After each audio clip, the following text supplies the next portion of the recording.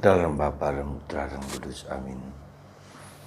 Allah yang penuh kasih, kami bersyukur kepadamu karena kami boleh mengalami penderitaan, salib, kesulitan, problem yang kami hadapi.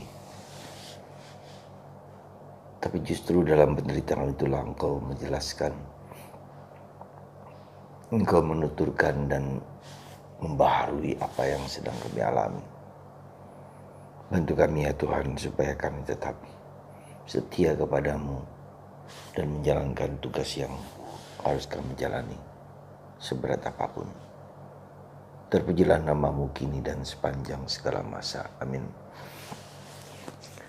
Para saudaraku yang terkasih dalam Kristus, dalam bagian hari ini kita mendengar kisah tentang dua murid Emmaus. Kisah yang sangat menarik, sangat mencerahkan, mau menunjukkan kepada kita bahwa misteri itu, misteri kehidupan kita itu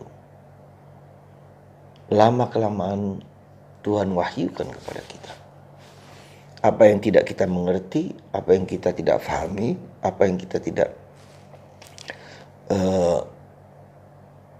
yang sesuatu yang gelap itu menjadi terang. Dan itu berada dalam proses. Maka ketika kedua murid Yesus yang kecewa dan marah, yang tidak mengerti dan tidak memahami peristiwa salib Yesus, diterangkan oleh Yesus dalam perjalanan mereka pulang ke kampung, pulang ke tempat asal mereka. Salah seorang murid bernama Kleopas.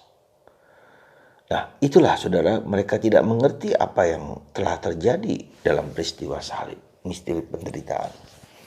Dan Yesus datang dengan tiba-tiba seperti seorang teman, sahabat yang menjelaskan sendiri tentang apa yang terjadi, tentang misteri salib itu, misteri penderitaan dan misteri kebangkitan Yesus itu. Itulah saudaraku terkasih dalam Kristus, semoga kita juga dalam memahami kehidupan, memahami kesulitan, memahami derita yang kita hadapi, seringkali kita juga tidak mampu mengertinya. Tapi lama-kelamaan Tuhan akan membuka, menjelaskan, menunjukkan kepada kita apa yang seharusnya terjadi dalam penderitaan. Apa yang seharusnya terjadi dalam kehidupan kita. Apa yang seharusnya terjadi di dalam kenyataan hidup kita. Dan itulah yang harus kita tekuni, kita sabari, kita kuatkan dalam perjalanan itu. Asalkan kita tetap setia kepada Yesus dan Yesus akan menjelaskan mengapa ini harus terjadi. Ya, mengapa ini harus dijalankan ke salib itu harus terjadi, dan Yesus menunjukkan kepada para rasul kedua murid ini bahwa peristiwa salib dan peristiwa kebangkitan itu sudah dinyatakan di dalam perjanjian lama. Yesus menjelaskan semua peristiwa penderitaan, kematian, salib, dan kebangkitan sudah terjadi dan dinyatakan oleh Tuhan dalam perjanjian lama. Karena itulah maka kita harus belajar terus-menerus, saudaraku terkasih, untuk tekun tabah. Ya. Nah, yang kedua adalah bahwa Tuhan itu mendampingi dalam hidup kita sehari-hari. Jadi sekali lagi Tuhan mendampingi hidup kita dalam peristiwa sehari-hari. Dalam perjalanan hidup kita. Hidup adalah suatu perjalanan yang tidak selalu lurus. Bisa belok, bisa kiri, bisa kanan, bisa banyak hal. Ya. Nah, dengan demikian maka kita harus belajar menjadi tahu bahwa ya harus berjalan. Jangan berhenti. Ketika kita menderita jangan pernah berhenti, tapi berjalan terus. Dan dalam perjalanan itu kita mohon rahmat supaya Tuhan membuka mata kita. Dan itu terjadi dengan para rasul. Maka ketika Yesus menjelaskan semua hal itu, hati mereka berkobar-kobar. Demikian juga dengan kita ketika kita mengalami dan mengerti dan memahami apa yang terjadi dalam hidup kita, kita berkobar-kobar. Kita mengerti, memahami. Ya. Nah, kemudian apa yang terjadi ketika Yesus menjelaskan, mereka bergembira, mereka bersuka cita. Kesaksian hidup mereka menjadi gegap gempita. Dan ketika Yesus memecah-mecahkan roti, mereka menjadi baru sadar akan apa yang terjadi. Mereka sadar kembali bahwa yang memecah-mecahkan roti itu adalah Yesus sendiri. Yang menjelaskan semua peristiwa hidup kita adalah Yesus sendiri melalui orang-orang lain.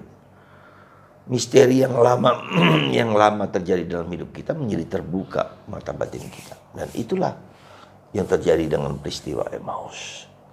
Ketika Yesus memecah-mecahkan roti, mereka tahu itu Yesus. Ya. Dan kemudian Yesus hilang dan mereka kembali ke Yerusalem dengan penuh sukacita, penuh kegembiraan, dan mengungkapkan peristiwa kegembiraan itu kepada para rasul. Yesus bangkit. Yesus bangkit.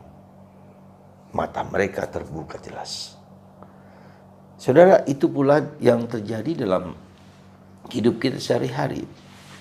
Begitulah cara Tuhan membuka misteri kehidupan itu.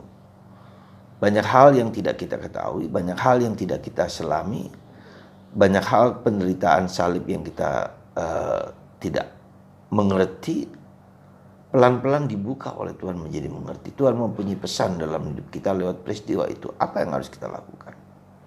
Maka kita belajar sabar, belajar kuat di dalam proses kehidupan yang tidak mudah itu, gitu loh. Itulah yang saudaraku terkasih dalam Kristus yang harus kita pahami ketika kita mengalami penderitaan, mengalami salib yang tidak mudah itu. Setia, tekun, tabah, ya, dan mendengarkan kehendak Tuhan terus menerus sampai Tuhan menjelaskan lewat orang-orang yang kita temui dalam kehidupan sehari-hari, meneguhkan, menguatkan apa yang harus kita lakukan dalam peristiwa hidup itu. Itu aspek penting di dalam Paskah itu. Yaitu Paskah itu menjadi suatu pewahyuan, menjadi suatu keterbukaan. Kita menjadi lebih mengerti. Paskah itu juga menjadi suatu bentuk pelayanan. Petrus dalam bacaan pertama hari bersama Yohanes menyembuhkan orang yang sakit di gerbang indah. Orang yang sudah cukup lama menderita dan Yesus bertemu dengan seorang pengemis. Kami tidak bisa memberikan emas, perak, dan apa, tapi kami memberikan Kristus. Nah, itulah bagian terpenting di dalam sejarah hidup kita dalam memberikan Kristus kepada orang lain, membawa Kristus kepada orang lain, yang membawa orang lain kepada Kristus. Itulah panggilan hidup kita. Dengan Paskah ini kita di dalam tugas apapun, entah Anda bertugas di dalam pemerintahan, entah Anda bertugas di dalam kerja hidup sehari-hari, apapun bentuknya, bawalah Kristus kepada mereka dan bawalah mereka kepada Kristus. Itulah panggilan dan tanggung jawab kita bersama untuk membagikan dan memberikan Kristus. Pusatnya adalah Kristus, ya, sehingga orang menjadi beriman dan yakin kepada Kristus, karena pada akhirnya itulah yang harus kita wartakan kepada orang lain. Semoga dengan Paskah ini sekali lagi perjumpaan dengan Kristus seperti yang dialami dua murid Emmaus itu menjelaskan semua misteri-misteri kehidupan kita secara pelan-pelan, secara bertahap dalam perjalanan hidup. Perjalanan hidup itu sekali lagi bukanlah sesuatu yang gampang. Kita harus berjalan kiri kanan, menggok, zigzag dan segala macam, bisa tak jarang kita dipaksa untuk berhenti sebentar. Ya, tapi disitulah hidup adalah perjalanan menuju keberjumpaan dengan Kristus, dan di sanalah Ekaristi memiliki peranan yang sentral. Di dalam Ekaristilah kita tahu, kita mengerti, kita paham Tuhan hadir di situ, membentuk, menuntun, menggerakkan, dan membawa kita untuk berjumpa dengan Yesus dalam Ekaristi. Jangan pernah meninggalkan Ekaristi. Sebisa mungkin, semampu mungkin, karena itulah Kristus. Itulah makanan, itulah pegangan kita, itulah kekuatan kita. Ekaristi merupakan makanan yang menguatkan, meneguhkan, menghadirkan dalam perjalanan kita yang tidak mudah ini. Semoga Anda yang terus berjalan dalam proses kehidupan sehari-hari berjumpa dengan orang-orang yang menjelaskan peristiwa kehidupan Anda yang sulit, yang berat, yang tidak mudah.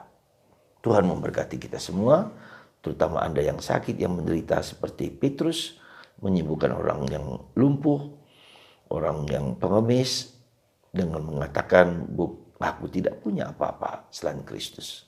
Tidak ada emas, tidak ada perak, tapi Kristus yang kuberikan kepadamu. Itulah tugas kita masing-masing. Semoga Anda diberkati oleh Allah yang Maha Kuasa, Bapa dan Putra dan Roh Kudus. Amin.